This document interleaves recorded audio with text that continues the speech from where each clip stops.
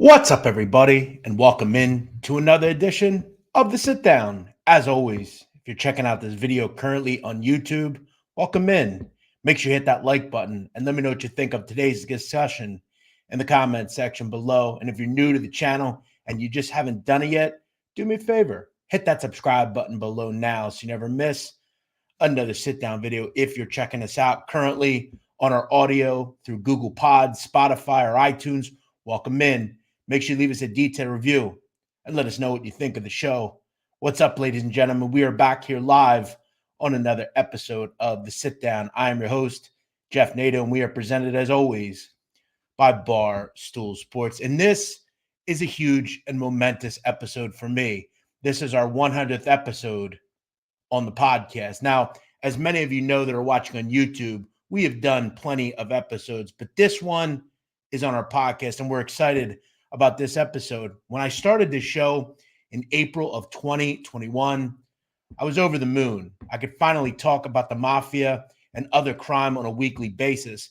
The one thing, though, that I didn't know is how successful or how the show would do. It quickly was able to transform itself into a budding podcast. And eventually I would get into the video side of things. I would create connections. I'd make friends. I'd talk to all sorts of interesting people over the last 2 or so years. And I've made it to the 100th episode. And to me, I'm proud of that. I don't have a background. I was never in the Mafia. I was never a gang member or in prison. This is just something that I enjoy talking about. And I've been able to turn something inward and turn a hobby into a passion, into a way that I can create a living for myself. In September of last year, Barstool Sports would jump on board and get behind the show. It's been a wild 2 years, and I want to first thank all of you that listen, watch, check out our content, participate on a weekly basis, whether it's on Twitter or you're watching the show, you're listening to the show, or you've bought merch, or you show love to someone connected to the show or one of our guests, or you buy a book. It all goes hand in hand into building this show, what it's become. Before we get into the episode today and invite one of my favorite people on the show to chat about his life in and around the Mafia, I do want to thank a couple of people that have been integral to the success of the show.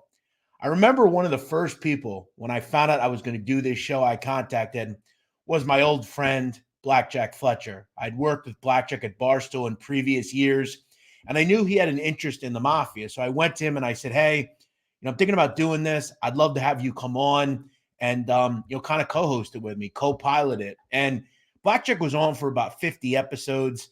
He was integral in creating this show and making it into what it was with me. Some of our heaviest episodes, he was right by my side doing them with us. He's been on before. He's been on since then. And due to the fact that his other businesses have just gotten very busy for him, he took some time away from the show. But I couldn't have done this show without him, and I wanted to first shout him out. I also want to shout out behind the scenes my producer, Joe. Joe has been with me since we got started. He's never asked me for anything. He's only really asked me to give him an opportunity to shine, and he's been able to shine in his own. But I hope someday I can repay Joe for all he's done for me here on this show. He's always there on a Monday or Tuesday night to edit or cut the show down or to add an ad in or something, whatever we have to do. He's always there to help. He's filmed things. He's just done it all for me. And he's essentially done it on a per diem basis and kind of on the come up. So I appreciate Joe exponentially, and I'm going to make sure we tag him in everything we do. He's been very important to what we've done.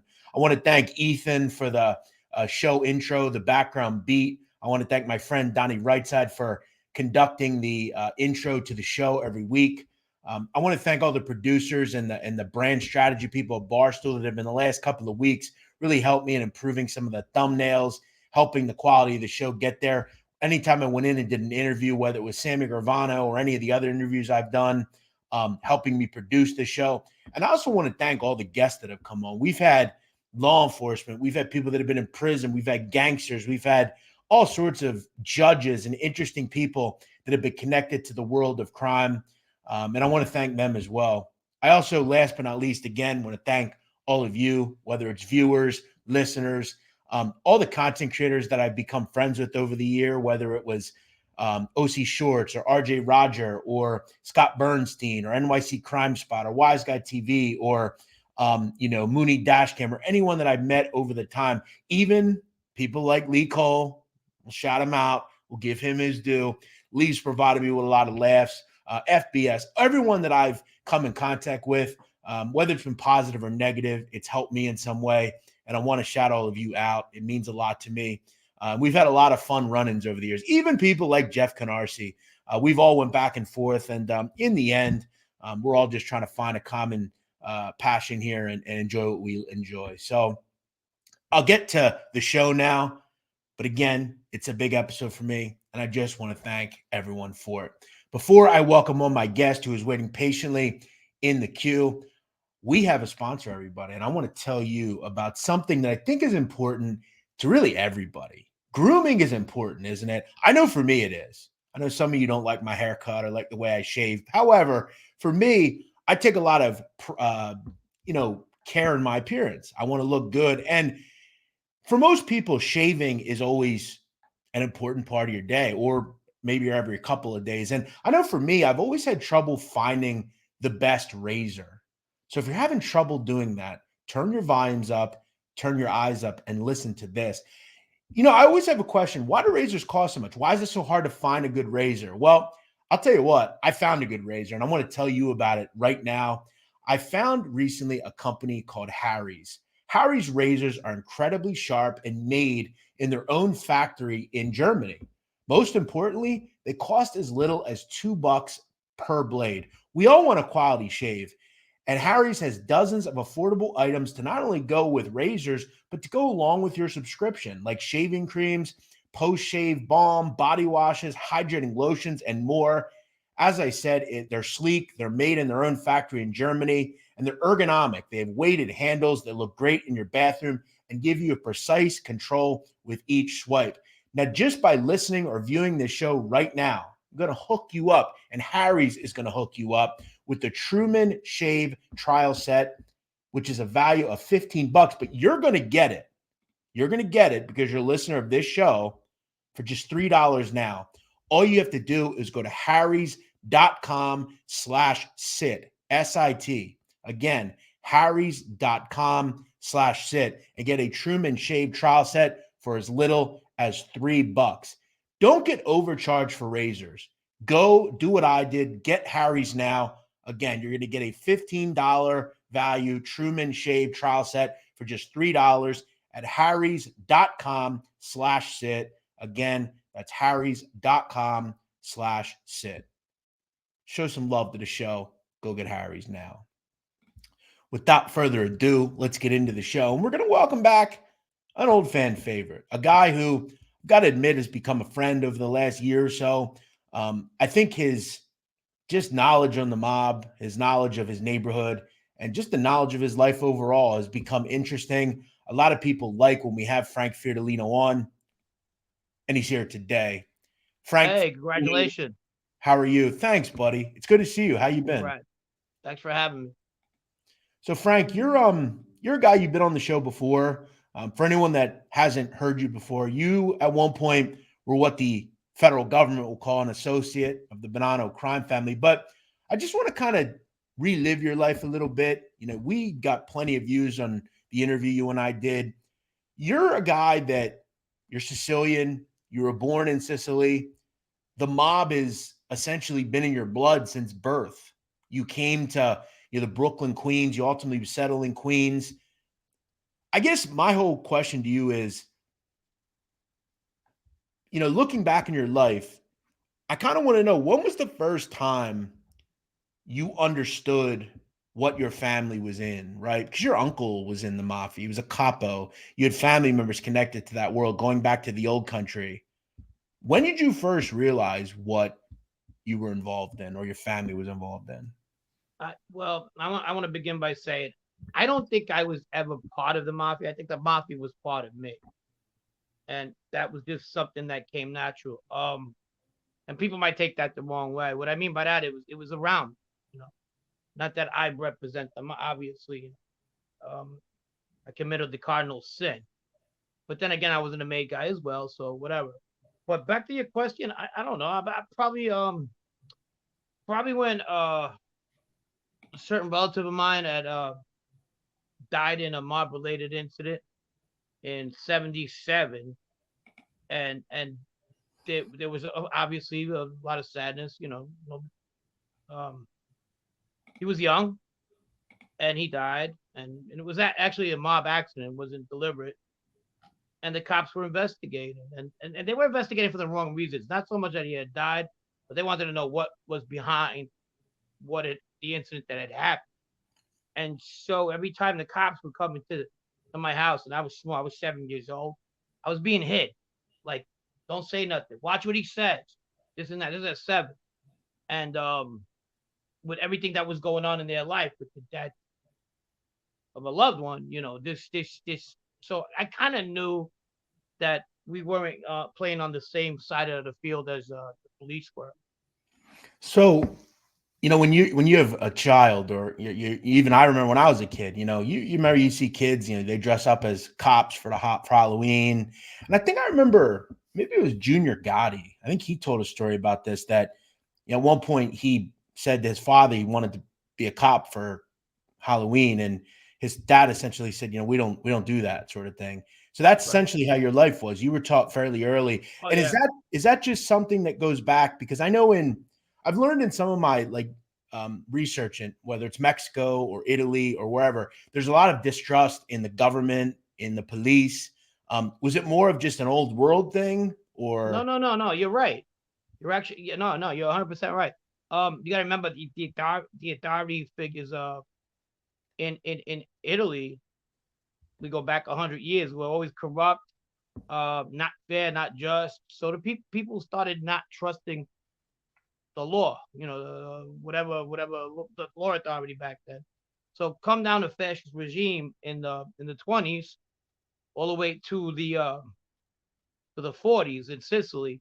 They were even worse. This was a totalitarian society. This was a fascist society. It was fascist government, obviously, and the trust even grew more hatred. There was mobsters being killed. They were put in jail. Guys who were just trying to steal bread for their family.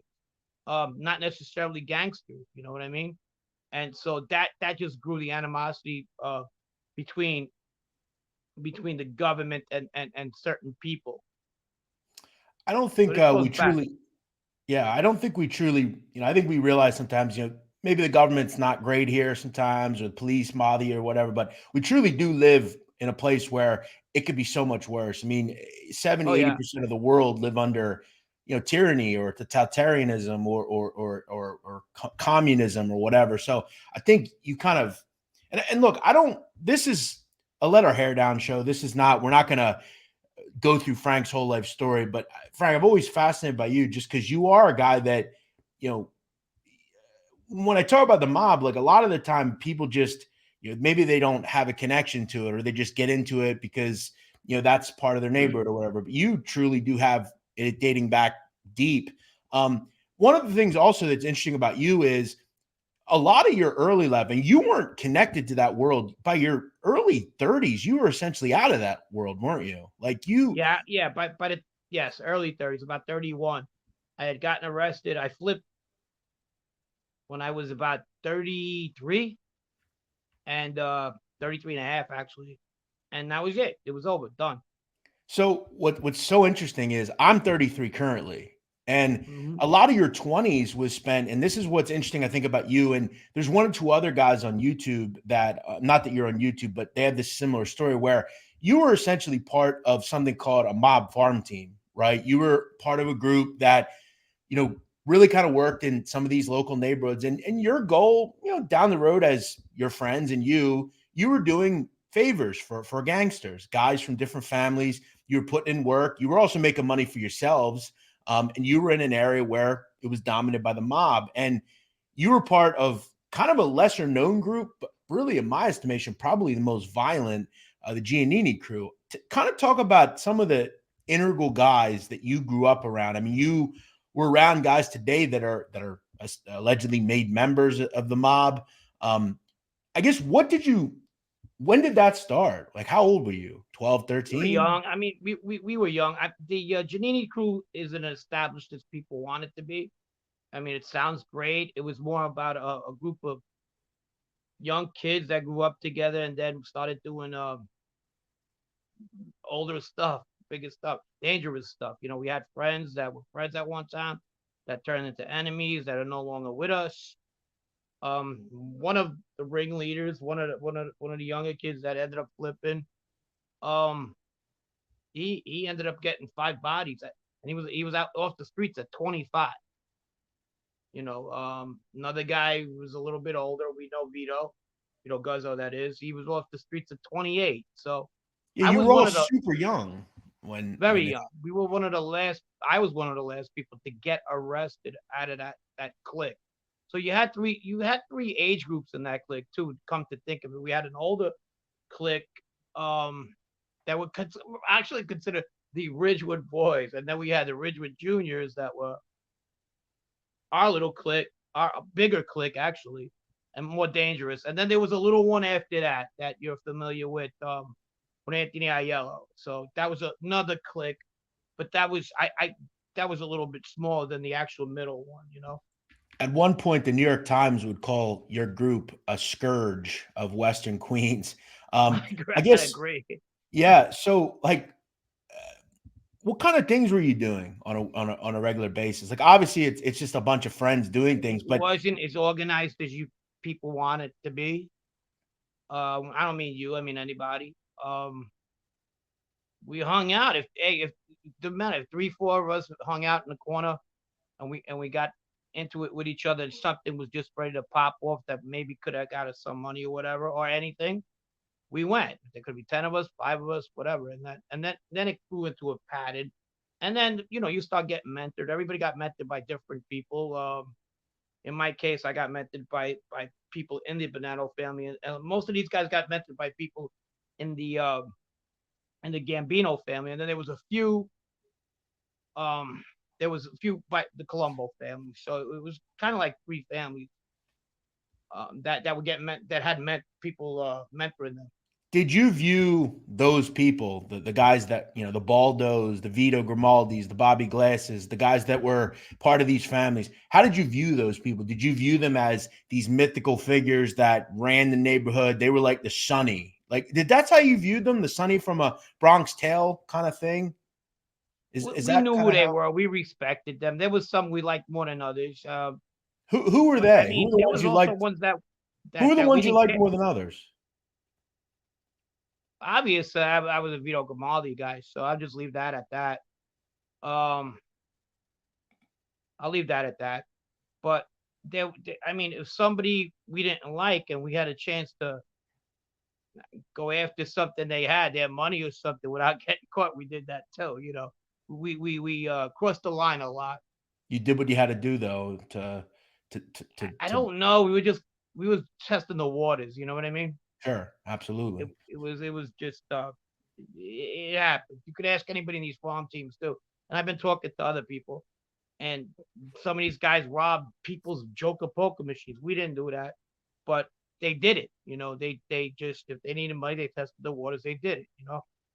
Now, some of the people involved, whether it was with you or with other people, did do some pretty depraved things. Not necessarily you, but was there kind of a rule we don't put our gun in on a citizen or anything like that? Did you kind of I have I those? didn't. I mean, I personally didn't. I didn't. But did I do things that would did I do things that? Yeah, yeah, yeah, yeah, yeah. I was involved in violence. Obviously, I mean, one of my biggest charges was a conspiracy to murder and a murder. So, um, but yeah, but against yes, there was one incident I talked about already where a young lady had gotten shot in the stomach. She was pregnant. She was 15 years old. I think a lot of people in the Giannini crew take a black eye for that, which they shouldn't, because it was an isolated case. It was an individual who took it on himself and found 2 others to be his accomplice on that. So, because I feel as much as these we did most of our crimes were crimes on crimes, and that one right there gives us a black eye. I mean, we had a black eye already. It gives us a double black eye because it was a young lady, but um and that was the John Clemente case, but that, yes, they did. People got robbed. Some people didn't mind robbing people if they needed money who went to work, and some people did. I did. I don't know if anyone's ever asked you this, but I mean, I'll ask you because I'm just curious. I mean, your crew robbed banks. Did you ever rob a bank? Me personally, no, no, I didn't rob a bank. But you've robbed people, right? Yes, absolutely, 100%. What? So how does? Again, I'm not gonna. I don't want you to like tell me every step, but like, how? I Like, robbed it. I robbed a drug dealer. I killed him for his drugs. I shot people. I so mean, how does that come about? You just say, "Oh, I'm gonna plot on this guy, and one day I'm just gonna get him." Did you? You didn't worry about anything? Did you? Do you have any? no. Pushback in At your the head? time, my frame of mind, my psyche was two different people. And you got to remember something too. And I'm not defending myself. I'm actually trying to rationalize and explain what somebody's brain goes through at a younger age compared to an older one. Now, if you ask me to do something like that, I think you're fucking crazy. Get out of here. You know, not now because I'm in where I am. Even let's say if I wouldn't have got in trouble, but it's just, I think it's kind of like an excuse of friendship. It's like having a dick contest, and this was going on a lot between my friends, one with the other. Well, this guy Mhm. shot his brother. I want to shot him. This guy robbed the bank. Hey, look, I'll give you a good example. While these banks were getting robbed, I was on the lam. I was in California. I came back, and I remember they got arrested in '96 for all these banks and stuff. That was like the first thing they got arrested for. So I'm talking to Vito Guzzo, and he's like, "Hey, did you know anything about those banks?" I said, "Fuck no, they didn't tell me nothing." You know what I mean? He goes, "Not me either." I said, "Well, you got involved?" He goes, "Yeah, probably. I was broke at the time, and so would I." That's where we were at. So it was And this just was a. like, I don't know, probably 4 years after it happened. So it was just about trying to one up each other. This person does this. Always, I'm always. trying to It do was, this, yes, or okay, and it interesting. all happened after. I think it happened right after Ralphie got killed. He was somebody that we grew up with together. He was not really necessarily part of it. He was part of the older group, but then as the older group got in, a lot of them got married, didn't get into that or whatever. He started hanging out with us a little bit more, and he was getting to feel his oats. And after he passed, that was August of '92. Then all shit fucking blew over. Like, now okay, now we're graduating to bigger things. We're not breaking windows. We're not brawling at the clubs anymore. This is like who the fuck, who can do what and do it the fastest. Was there anything you wouldn't do back then? Yeah, I mean anything against women and children, obviously. So Anything you that would had some sort of ethics. I think we all did. I mean, for that matter, we all did for sure. We weren't fucking we. That wasn't our game. Our game was the mob game. Right. That's Absolutely. that's a no no. You could get killed for that shit. The overarching question I've always had with your group and some of the other groups, but yours more interesting just because you have kind of three levels of folks that were in your group. It was several people cooperated, right? They Mm-hmm. decided, to go that route.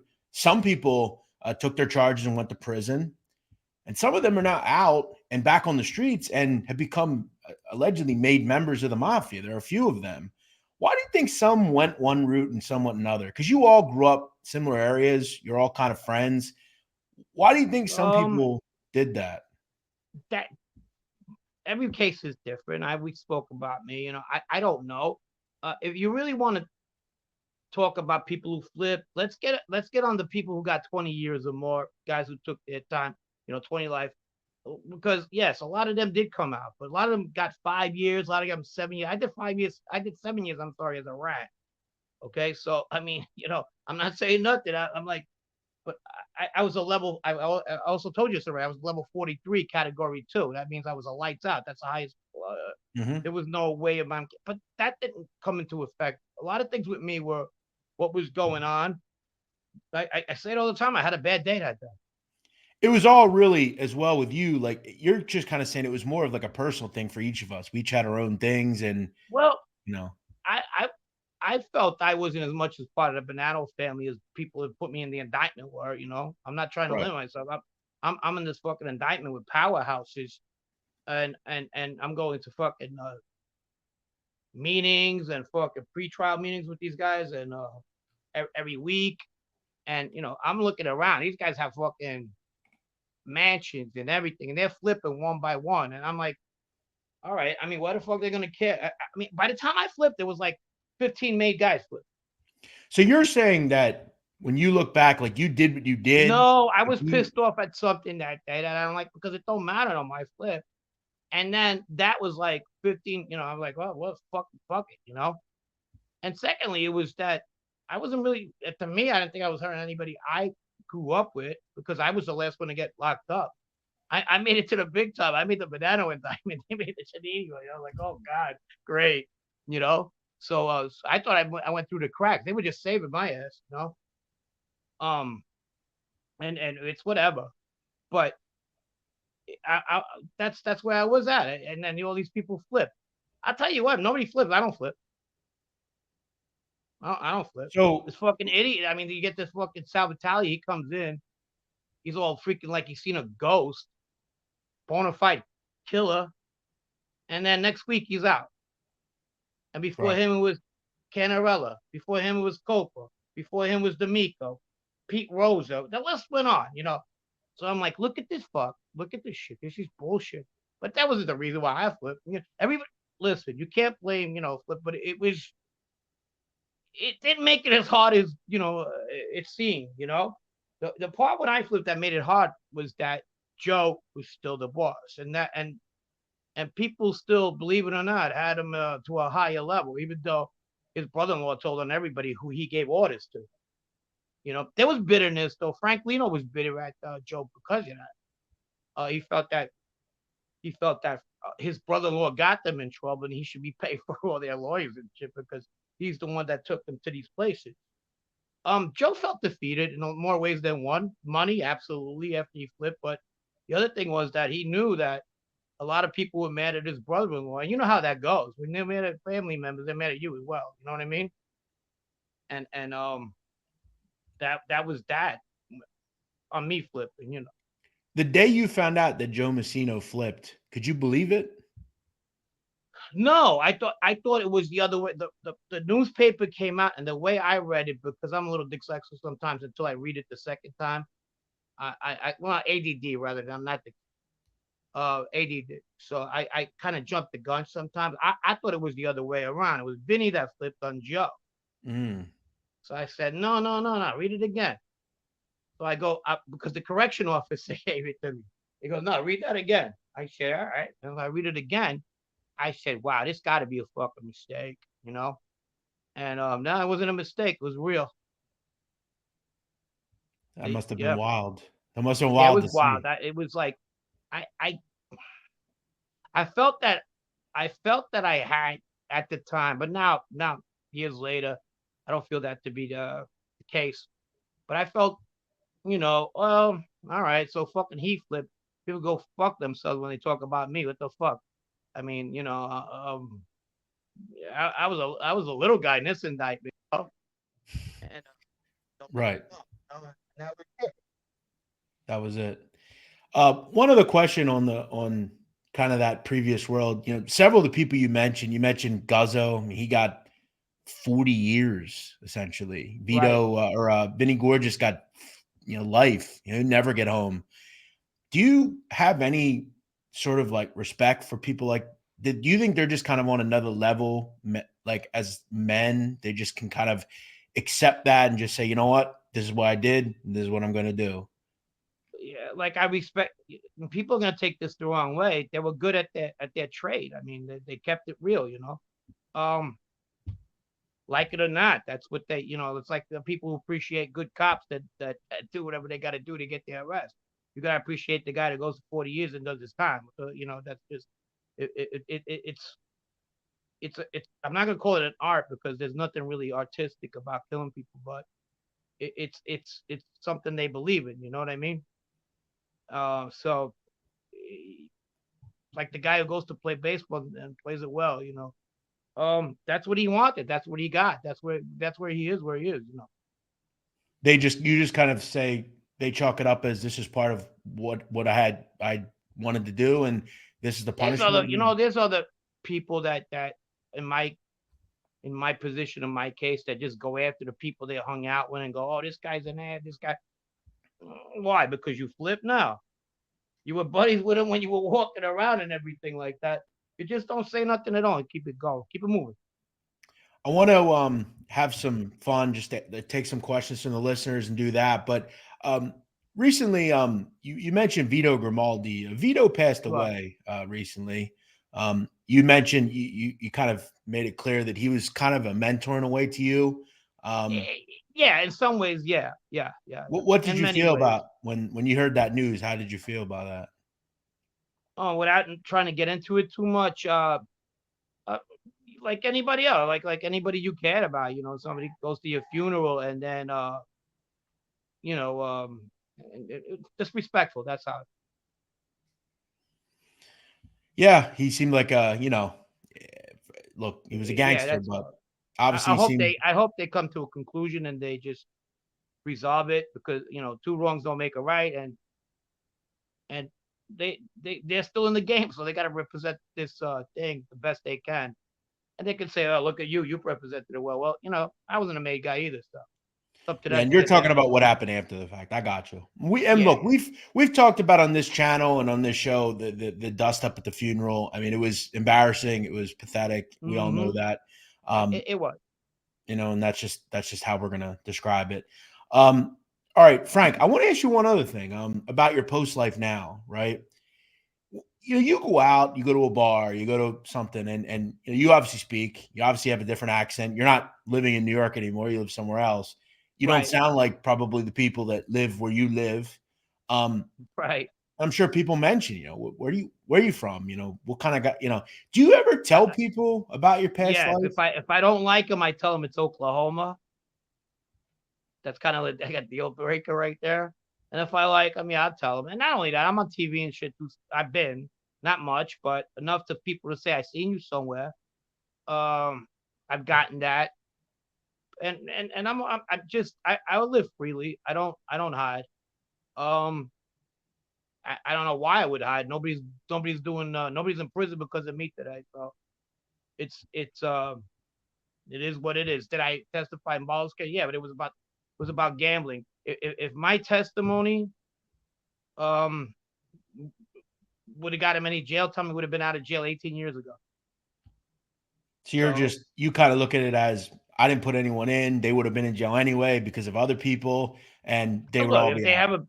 have a problem, they have a problem. What am I gonna do? But there's nobody in there right now that, as we speak, in the last 10, 15 years. And Bobby was the same way. It was just structure about a baccarat game, and his buddies put him in jail.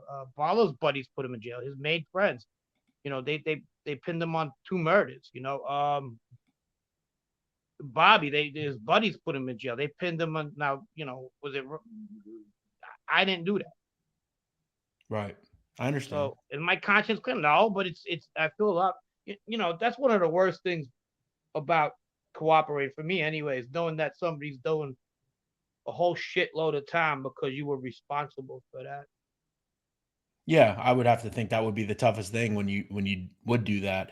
All right, Frank. So it's our 100th episode, right? We got to take some questions. We want to get back to the listeners, and we haven't done a Q and A in a while. So I put some feelers out. I put some questions out. We got a couple of people, Twitter, but I got a question I want to ask you right out of the gate. Sure. Someone asked me to ask you, who are some gangsters you were most close to, or just guys you remember they were funny, or you have some funny story about, or something like that? Yeah, I mean, one of my favorites was I talked about this already. And a lot of these guys were funny in their own way, in a dry humor way, in just a just by accident type of way. There was definitely Nicky Santoro comes to mind all the time. He was a blast. Anthony Rubito was great. I just couldn't understand what he said. Needed subtitles, but he What was do a you nice mean? You guy. just talk fast, He or mumbled. He mumbled. Nicky said when they got Nicky said he got the worst part of that deal with Donnie Brasco case because um the other two guys went up there, Booby and Rubito, in front of the judge, and they just said whatever. Rubito went up there and said he was in the armed forces, and he just went mumbling for about 20 minutes. Give me a good sentence, and the judge probably didn't understand what the fuck he said because it's really that bad. And then he got there, and they all got 5 years, and Nicky ended up getting 15. He goes, "What the fuck?" He didn't even understand what he said. And the other thing was, he never fucking was in the military. So So there's a he bunch gave of him just. yeah. He just scrambled his head, but And he was definitely one of my favorites. you're talking about Nicky Mouse Santora. You've Yes. also told me a story that, real quick, just to kind of bring it up again. He actually attempted at one point to sue the creators of the film Casino because he felt. Casino because of their name. He was suing everybody at the time. He goes, "You could get some money like that. You just sue them and tell them they're talking about you. And Now get some again, money." remember the character's name is Nicky Santoro, Santoro, not Santoro. and Yeah, he was he was fake and based on Tony Spilotro in Chicago. he was adamant too, and not that one. And obviously the Donnie Brasco, which he actually had a foot to step. He didn't get nothing, either one of them. But he said, One real quick, one person you also mentioned was Booby John Cirasani, who was also yeah, a I didn't know member. him. Okay, I knew he was part of that, and they would mention him sometime. I think at that point he lived in Florida, and I was hanging out in this place where a lot of these guys were coming back to hang out at. And most of the stories I remember about him was funny. There was another guy who owned the place. His name was Sally Brush. His nickname, I forgot his last name. And he was a character. One time he fell in love with this girl that was like a crackhead. She was like 30. He was like 70. And he was getting his feelings. He's like, "Oh, hey, that's my girl." We are like, "Oh, all right, calm the fuck up." She's grabbing everybody by the balls in the place. Like, okay. Actually, there's another friend she grabbed that's actually a friend today, and we were laughing about it. He was like, he was stuck on stupid on this girl. and He almost lit some. this is Booby, or No, no, no. This guy Sally, who owned the bar where we all hung out in. I see. Yeah, he Now, had he used to tape a mask. He's dead now, so I don't care. He used to mask his gun like a 38, a masking tape on his stomach. And one day he thought one of his partner's friends was talking to this girl, and he goes, he broke into James Cagney fucking well. He pulls the fucking shirt up. He goes, "Come here, motherfucker! I'm gonna light you up." Everybody trying to get to the front. Hey, it ain't worth it. Nicky goes, "Look at him. He's losing his fucking mind over this fucking crackhead." so he had a 30-year-old crackhead that he was in love with, and she was Yeah, a nut and didn't really care. yeah. She was Interesting. going places, grabbing people by the cock and stuff. Right. Well, you mentioned the film Donnie Brasco. When I was saying about Cirasani, he actually sued the creators of Donnie Brasco because the guy that portrayed him, he felt that he was owed something, and he ended up taking it to Yeah, court. and, And if and you ever seen the film, the one guy that doesn't go along with the plot, like everyone's portrayed in the film, other than Booby, they would actually make him this guy called Paulie, James Russo. They would have to mhm. change around the character. So, gangsters did attempt back then to kind of get some money out of this stuff by suing. That was definitely Nicky's intention, and he was together with Booby on this one, and that was around the same time this was going on. So that's what was going on. You just brought it. You made me remind me of that. That's interesting. All Yeah, right. we had this guy Sal. He was fun. One time we were at the Topless Bar, and it's me and Joe Grimaldi. We at the Topless Bar. He has this gorgeous, Hawaiian looking chick. She's dancing and everything. And he goes, "You know what? I'm gonna miss her. We've been dating for a while." No fucking way. He looked like a turtle. No way in the world he was dating with it. He just started taking turns, go to the bathroom, crack it up. Go, get the fuck out of here. Pretending, they were that was his girl. He's gonna miss her. She's moving to Vegas. All Just the sort of way he was. characters in that world, Huh? huh? There were all sorts of characters in Yeah, that he was world. having a drink, fucking almost crying and getting emotional over somebody he wasn't even banging. That's funny. Yeah, we had a good time.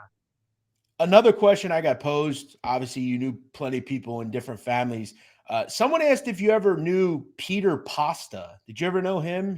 No. He was connected at one point supposedly with Sal Vitale. I don't know if you know. Do you know who that is? Who's? Yeah, I know. I just because I seen him on Gordon Ramsay, Yeah, he was But on no, Kitchen Nightmares at one point. You didn't ever meet yeah, him no, though? I didn't know him. Okay. No, Um, no. a question here. In early shows, you're very vocal about rats, and he's talking to me. You're very vocal about rats and Sammy the Bull. You seem to be less vocal about rats now, and you did interview Sammy. What thoughts and beliefs about OC have changed for you in over 100 episodes, and why? This is a great question. And I think one thing that I've really done is grown up in some of my thinking. I think when you're young, you kind of have this thought of, I would do this and I would do that. But the truth is, I probably wouldn't. Okay. And the truth is, I've never been in the position and I shouldn't judge anybody. I think I've also realized that my personal opinion really doesn't matter. Okay, I'm trying to speak and tell stories, and how I feel about things don't really matter. So I've begun to take my personal opinions out of things. And I kind of just said, to grow my show and to become a higher level creator, I need to hear from every side of the facet and every side of the group. And I think, that's just really growing up and becoming kind of an adult as opposed to a child. One thing on YouTube we see is you still have many grown people that still have this weird way of thinking that, they're somehow still in that world, or they're in that world when they're not. They don't want to speak to certain people. And I guess, Frank, the whole thing is, the truth is, you weren't in the position, right? These people weren't in your position or anyone else's. So they don't really have Yeah. any reason to judge. No, back to you though. As a journalistic point of view, that's what you're taking. I don't understand why people don't understand that you weren't in the life.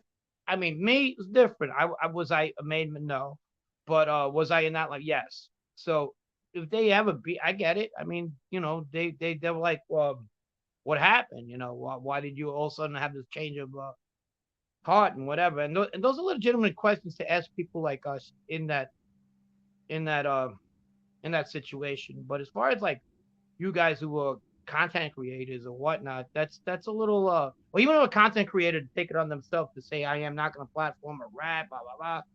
That's fine. Whatever. It's your show. Do whatever you want. But you're gonna have a pretty boring show.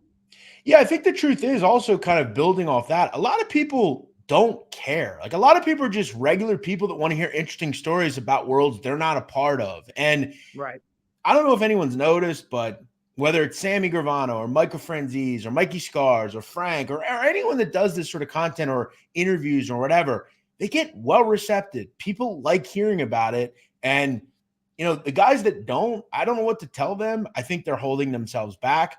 I think they have these certain thoughts that anyone actually cares. No one cares about whether someone did this or did that. No one really lives the way they do, as far as, I wouldn't do this, I wouldn't do that. You would, and that's the main point. Well, yeah, yeah. That's true because once upon a time I thought everybody cared because that's what kind of life I came from. So what got me by surprise was when I came into different parts of the states and people just don't give a fuck. I really don't. No, Matter of in fact, fact, sometimes they like it because they don't yeah, want yeah. those Matter of sorts of fact, people. sometimes they're like, wow, like you're some kind of freaking war hero or something, which is disturbing in itself. But that's the believe it or not, people are not gonna like this. That's what kind of people you got out there that just want to pick your brain. Some people, I had a guy from New Zealand wanted to pay me $300 just to listen to me. And I'm like, what the fuck? What's wrong with you? 300. I mean, I don't want to listen to me for fucking a quarter, But that's what people like. This is a very marketable business. The mob is, believe it or not. Some people might not, but it is. And that's why gangster movies are popular, Right. and because people watch them. But it's a very popular topic. Do stories run out? Yeah, but I was saying the other day, it's like the Naked City. There's eight. Remember that show? There's 8 million stories in Naked City. There's a lot more in the mob. So it's just in the individual, whoever. It's an ongoing business. It absolutely is. Yeah. Another question. This is cartel related. When the Gulf Cartel left the apology note following what happened in Matamoros, many more people, as well as the media, learned of their existence. Do you think media exposure is similar to Capone and Gotti, and will it lead to their downfall as well? No. Okay. If you know anything about the Gulf Cartel, Sinaloa Cartel, Cartel Jalisco Nueva, Generacion, all the big cartels, they enjoy propaganda. They want you to know what's going on. They want to know that that their power is wielded. And I think here, I mean, the powers that be know who these groups are already, and they use fear tactics like videos and propaganda to further their cause. The truth is, this is good for them because people are going to stay out of their way. They're going to stay out of these places now. Contrary to belief, places like Matamoros, they don't want tourists there. They want to do their business and not have anybody messing around or mulling around. The powers that be, these cartels, they have a ton of power, and they further their cause by pushing stuff out on social media. They like being in the know. They like people knowing who they are. So, no, this is a totally different world. Mexico compared to here is totally different.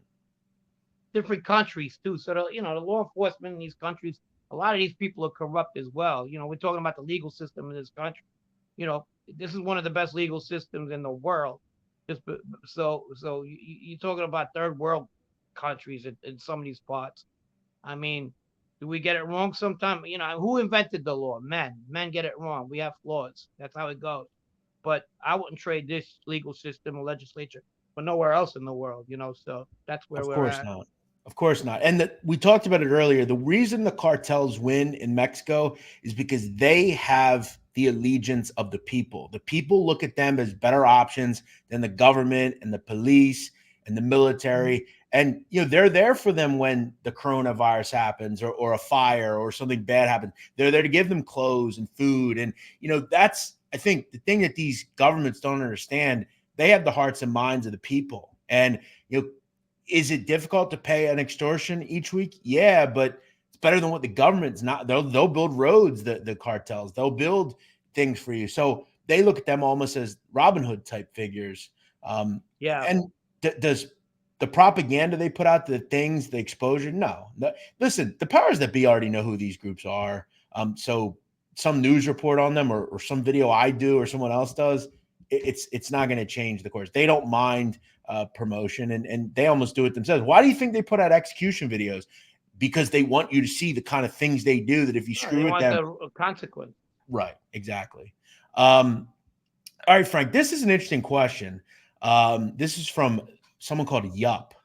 He says, I'm convinced that Billy Bats is made up to sell books by Henry Hill.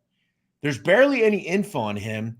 He supposedly did Fed time, but there's not a federal inmate pic of him. And the only pic of him online is a Pat Spirito, a guy from Philly. Convince me he's real. Well, I will convince you he's real. Okay. And this is one thing. There are no federal photos of any inmate. If you go on the federal database now, there's no photos of each inmate. If you type in a federal inmate, you're not going to find one. Okay. As far as him doing time, he definitely did time. He was involved in the 60s in a big case involving Vito Genovese, John Armento, Lucchese's big heroin case. He definitely did time. He was definitely real. Why there's no photos of him, I can't answer that. There's gangsters there's no photos of. I mean, to be honest, Frank, your uncle, Frank Navarro, there's no photos of him. Doesn't mean he didn't exist. Two. One's on a government chart, a Bonanno chart, and that I seen. And there was another one too, which is actually I think the same one, him in the car. And it was his gold Mercedes. I seen that one as well, but very few. That's nothing compared to another. A good example is Salvatore Maranzano. They've been getting that picture wrong for 100 years. So true. Yeah. And they had some English Sicilian gangster as that picture we all know to be Salvatore Maranzano. But yeah, I mean, there's not a lot of pictures. Doesn't mean these people didn't exist, And it's hard to believe today with cameras and all that you hold them in your hands. But yep. Yeah, and you remember, I mean, we're dealing with, for instance, Billy Bats. I mean, his indictment happened in 1960. Now, if you go on Google and type in William Bentvena indictment, you can find the indictment. Look, do I think the story about like stuff Henry Hill says, do I think it's all factual? No, we did a show last week. No. That was my other thing I was about to say too. Yeah. He lied a lot. Sure. And we talked about that last week on the show. We did the show on the Boston College point shaving scheme. Like I've said before, there's a lot of things Henry Hill says I didn't believe, right? But do I think the mob killed Benvena? Absolutely. Do I think Jimmy Burke killed Benvena? Absolutely. Do I think Tommy DeSimone was likely killed because of Benvena? Absolutely. Do I think John Gotti and people like that were involved? absolutely, and D. Simone's disappearance. Do I think he didn't exist? He definitely existed. There are definitely a lot of mobsters that there are no photos of. And the fact you mentioned Maranzano, that's a great point. That's Yeah. not even Maranzano, No. right? Like that's a Nope. totally different photo. He Hmm. definitely existed for sure. Yup. Jeff Livingston, why did Carlo Gambino give the reins to Castellano instead of his loyal underboss and street guy favorite, Neil Della Croce? I'll tell you very simply, and we've talked about this on the show, because Paul Castellano was related to him and Neil wasn't. It had nothing else to do. If Neil was Nepotism. related, go ahead. No, nepotism, I guess. I don't know. I mean, did he give it to? I heard Sammy talk about this in one of his shows, and who better to know than Sammy? I mean, that is his thing. The Gambino family. And he felt he didn't give it to him. It was something like it was discussed. Even it was discussed by Anel Della Croce, and they sat down about it and how they felt about this. Actually, Della Croce was in jail, and he acted as a mediator. And then they asked Della Croce, "What do you think about this?" So it wasn't really given to him. That was according to Sammy, who better to know about anything Gambino than Sammy Gravano, Sammy Bull. Um, so that's that. I believe that's 100%. To me, I think it's simply Paul was Nepotism. family, That's yeah, it can be too. I you mean, know? um, look, Joe Bonanno gave his son the realm, and Exactly. people freaking were flipping out. Look at It's. Vitali, I'm sorry. Sal Vitali. Yeah, yeah, another one. Good example. Good example. A lot of people didn't like him as well, but he wasn't Bill Bonanno. He was a little bit more dangerous. Gotta remember, I think he had 11 bodies. Yeah. I'm just making the case about blood. Like, I think if Neil was Carlo's cousin or related to him, I think he would have got the nod. Like, it Well, was you know what strictly the just, Persicos too. Same shit. yeah, it was just about we want to continue to maintain power. He's my blood. And listen, I think Paul Castellano gets like a super, like, people make him out to be like a nobody. Like, Paul Castellano was a huge earner. Like, he made a fuck ton of money for the Mafia. He made them very powerful. He made them even more powerful when he took over. And the day that he didn't have any, like, he was very violent. He had a lot of people whacked. We had someone whacked because they talked shit about him one time. Like, he was Yeah, definitely one of the more underrated mobsters ever. I said that on the show we did about Paul. People make him out to be like he was this like idiot that like didn't know anything. It's yeah, like, yeah. And, you and, know, and people talk a lot of shit too. Even when they mention like John Gotti, for example, they'll be like, um, he never you don't hear about him ever killing anybody or whatever. And Sammy, yeah, I know. Sammy goes, well, put your fucking your head in front of his gun, see if he'll shoot you. yeah, And good, yeah. he'll shoot you in a minute. Listen, I think Then John you have Gotti. Sammy the Bull, all right, another one. People like, well, how many people he actually? Sammy, you got to know one to be one to know one. Sometimes, and when you're in the fucking uh, the vicinity or in the presence of somebody, and Sammy would kill you in 2 seconds. Yeah, I think people look. Do I think John Gotti, in the grand scheme of mob history, do I think he's a bit overblown? Yes, right. He wasn't in power that long, but do I think he Right. didn't like hurt people? Like, no, of course not. Like, I know, I'm pretty sure I know for a fact he was probably involved with multiple people. And you didn't look. He didn't get to the level he was in if he didn't do anything or hurt people. Right, Like, because it's people thought he had a water pistol.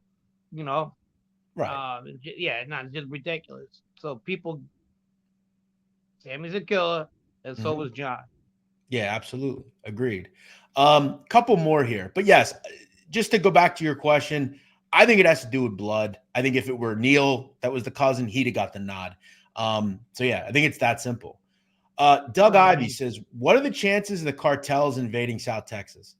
I'll tell you right now, 0. Okay. As I just said, okay, the cartels want business as usual. And the way things work right now works for them.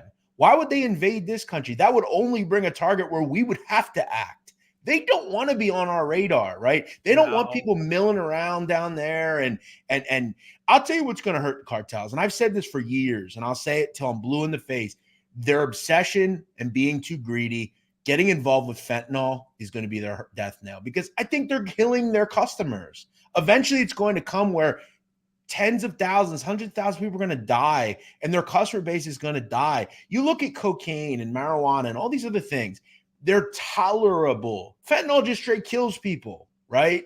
And that's, I think, when we look at kind of the globalization of the drug trade, China, do I think it's some sort of conspiracy theory to kill Americans? It could be, but I think that quick fix, I mean, it's easy to move fentanyl. That You can just even get it. backfire on them too.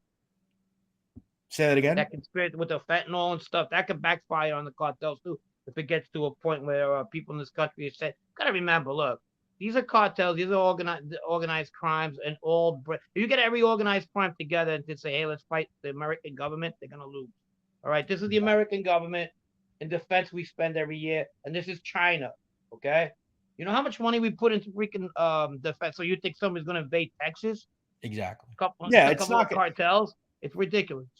The truth of the matter is, and this is why I think a lot of Americans are upset, because we could completely end the threat of violence by cartels pretty quickly. In a minute, yeah. Very quickly. But I think what I don't understand about the whole fentanyl thing is all it does is put them on the radar, because again, the United States is even complicit in helping cocaine come into this country. But fentanyl is another story. That just straight kills people, man.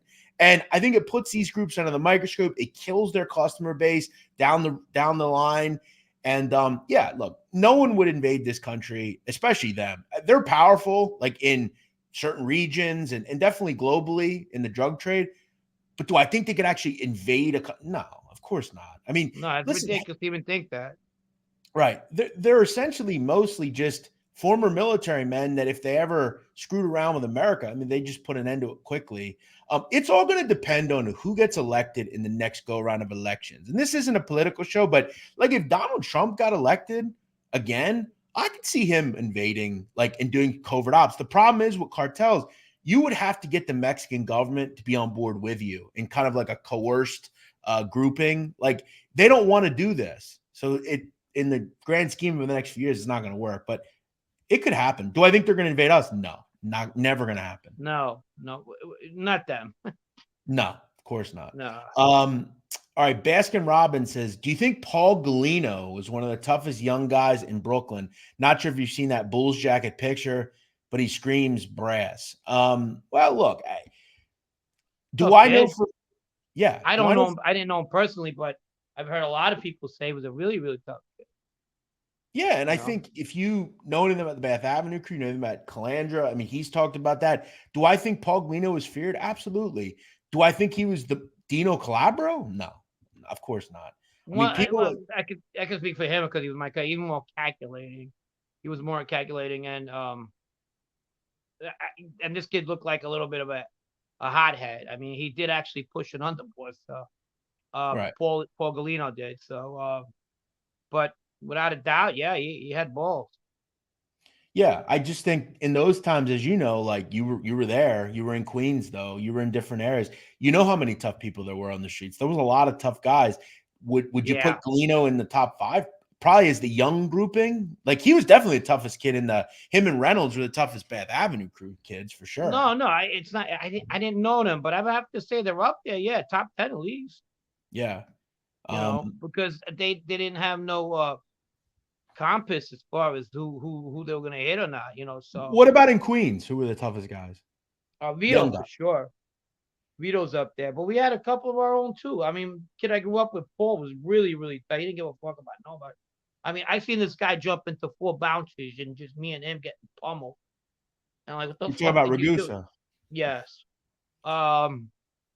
It was like every Friday night or Saturday night, something new, until we just got a little bit sick of that and started doing our own things then. Now I know too, several people are not going to want to hear this. A lot of backs were broken over people's heads after a while. Sure, and I know a lot of people are going to want to hear this, but you would also say John Ayla was pretty tough, wasn't he? Yeah, John Ayla was very tough. He was definitely somebody that if you had a problem with him in the bar, it was either you or him. I don't know, he might get mad. Who cares? He's my friend, but he was kind of definitely a cowboy. Just go into kind of like Paul was too. He go into like 2, 3 people, and whatever happens, you know. And if you're with him, you got no choice because then you're gonna hear it after, you know. So we got into a lot of brawls, like me and Paul.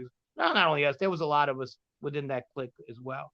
How many fights are you getting in your life, Frank? You think A lot, a hundreds? lot, a lot. I remember coming out of my house at one time, and I couldn't walk like 2 blocks without getting into an argument or something that led into a fight or whatever. It slowed down, I guess, when my in my 20s once the game changed, but a lot. Interesting. All Paul right, probably twice as much as me, but a lot. I would imagine. All right, one other one. What do you think was going through John Gotti's mind when Sammy the Bull was flapping off on the stand? Um, I would probably just think he was saying, "I want to sever that motherfucker's head off," like he said on the Yeah. the tape. Fucking motherfucker. Yeah, I wish I could wring that guy's neck. I don't know. I mean, he used to talk wild to like just friends of his. So like I couldn't imagine what I mean, John Gleason told me in an interview, and when I interviewed John Gleason, he told me that when they would come into court every morning, John Gotti would say to Gleason, like straight up, like he'd say, "I'm gonna fuck your mother," like shit like that. Like he was a Yeah. crazy dude. I don't know what he was thinking. He was probably very mad. I mean, Yeah. what Mad do you guy. think? You know? Oh, he was funny. I mean, you think about even in his interview, like when people, the reporters used to come up to him and ask him stuff. He was definitely one of a kind.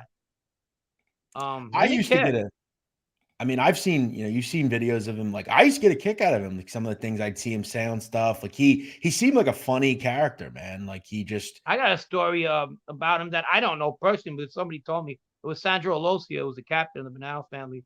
So he owned a coffee shop in Ozone Park on the corner of the Bergen, on the Bergen, their club, the Gotti Club, the whatever, 101st. So he comes in there and he'd been drinking. So he goes, "Come here, I want to talk to you." He wants to talk to Sandro. Sandro's like a northern Italian guy, but he's Sicilian, but he grew up in the northern part of Italy. So he comes off like a little French, you know what I mean? So Gotti had a problem that a guy with a mink coat went into went into Sandro's place, and he goes, "Come here, I got to talk to you." He goes, "What? What? You got to have fags in your place now?" He goes, "What are you talking? It's my place. I have them in here." He goes, "No, I'm just asking you. What the fuck? They're coming in here walking with minks." It bothered him. Then he was so he talking about was it. I thought, not happy huh? with maybe some changing demographics in the Yeah. He neighborhood. goes, "What kind of fucking joint you're running?" Wow. He was being abusive. But yeah, Yeah. yeah. But Yeah, I think we know. I mean, from like his and like that's not my point of view. Okay, so don't get oh mad at me. sure. Yeah, it's not our point of view, It's obviously it, not. But it's a it, no. It's a story that was told to me, I and mean, I we've thought, heard John on tape talking about, N-word this, N-word that. Like yeah, there's a guy, I just saw a video the other day on YouTube of a guy that supposedly did time in Marion with him that he said it was regular the way he talked. He would call people this, call people that. Like that's yeah. just the kind of guy he was. Well, that's an interesting story. So he was worried about, gay guys that were in the area that were coming in. He didn't want them in the coffee shop. I just think he wanted to give the guy a hard time. You know what I mean? He Yeah, was a Bonanno guy. He goes, "What do they got? These fanooks going in there?" One of those kind of like, right. just breaking balls. But I don't think he was like, he wanted to break balls. It seemed like, Could and he you did a good job imagine doing it. if, let's Huh? say that, could you imagine if that guy, the gay guy, It stumbled was into the Matteo Bergen? Messina or something. Well, no, let's say he stumbled into the Bergen by accident. I don't think you could have Yeah, because they had a door. They had a closed door policy where the yeah. coffee shop that Sandro had was open to the public. Did you see the clown try to get into the Bergen? Yes. Yeah, it's funny. Yeah. That's very So, funny. it's funny. I mean, people might take it the wrong way, and I never seen John Gotti, so I don't want people saying later tonight, "How can he talk about my father?" And listen, I just story that was Just related. an There was old nothing story from the personal. neighborhood, yeah. Yeah, that was it. All But right, Frank, yeah, I mean, he was a legend. before we go, I did want to bring up a news story, pretty interesting. Last week, the youngest son, the only living son of Vito Rizzuto, Montreal mob boss, was actually shot outside of Montreal. And this is a pretty interesting story. We don't talk a lot about Canada. Canada is such an interesting world. The mafia is still very active there. And it's a big story up in Canada, obviously. His father, Vito Rizzuto, ruled with an iron fist. Um, But according to a lot of gangland people up in Quebec, this obviously sends a major message. We know that the challenge of some of these guys is keeping power, right? And I know they had beefs with motorcycle groups up there and all sorts of things. The Bonanno family obviously had a lot of connections with the Rizzutos. Did you ever meet anyone from that group? I have. George from Canada. He was actually in one of my brother's engagement parties, my cousin's weddings. I knew him well. Every time I did see him, either a coffee shop or something, and I didn't see him much. When I did, we'd be like, "Hey, say in Sicilian," he'd be like, "Say hi to your uncle and stuff." He was one of them. There was the other kid, Pete, and his dad. They died. They hung back in the day. They were part of that clique too. I remember them, but I'm trying to think. Out of the Rizzutos, no. I think one time or twice. I don't remember clearly. The old man had come down a couple of times. I'm not sure. Not Vito, but the old man. But that's about it. And if it was a wedding or a funeral, it was nothing, Now, that I would obviously, the Rizzuto crime family is not what it once was, but it's still powerful. They're still right. gunning for territory. There's murders all the time up there. Now, it is important to understand Leo Rizzuto is alive. He was only wounded, but you don't just shoot at a car for no reason. There's a Right. message there. We'll have to kind of keep track of what's going on up there. Yeah, and it happened in Laval, which is a suburb north of Montreal. Um, that a lot of shootings happen in that place. It's Yeah, so who knows if they're waiting on them or not. Road rage, probably not. Where there's smoke, there's fire. So it could be yeah. anything.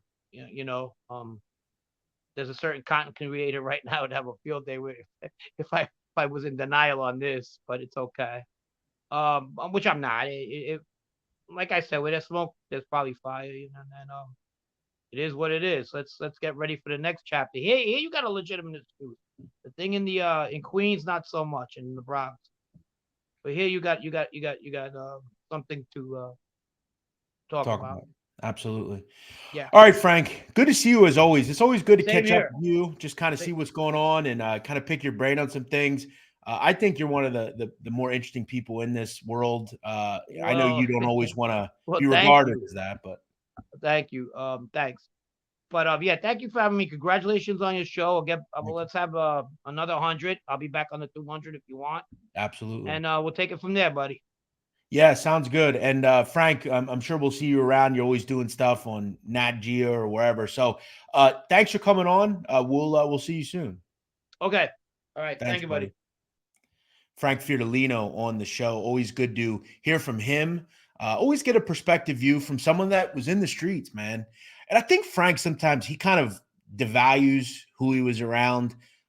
Frank lives with a lot of, I think, regret. Surely, I think he misses sometimes the old world. The hanging out in the corner, having a pizza or playing cards, and yeah, I think he lives with his decisions every day. But we get a couple questions answered. Have some fun here.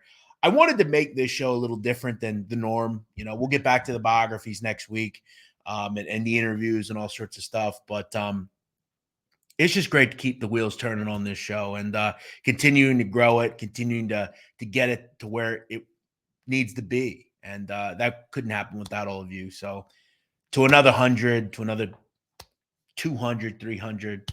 I thank you for being here on the show. As I said, go check out Harry's. Get yourself some good razors. I love Harry's, so you should go get Harry's too. And as we know, you can get them for just $3 now by using code SIT, harrys.com/SIT. Check us out on TikTok. We're on TikTok now. Yes, I've had to grow the show on TikTok. I'm already up almost at 30,000 followers, so go be a follower at the Sitdown Crime Pod on TikTok, on Twitter. We're everywhere. As I said before you go, just do me one favor. Hit that like button, subscribe if you're on YouTube. Leave us a review on the show on iTunes or Spotify, wherever you are as well. Anything you can do to get the word out on this show, I would greatly appreciate it. As always, thank you so much for being here to another 100 episodes here on the Sit Down. We'll see you next week here on the show.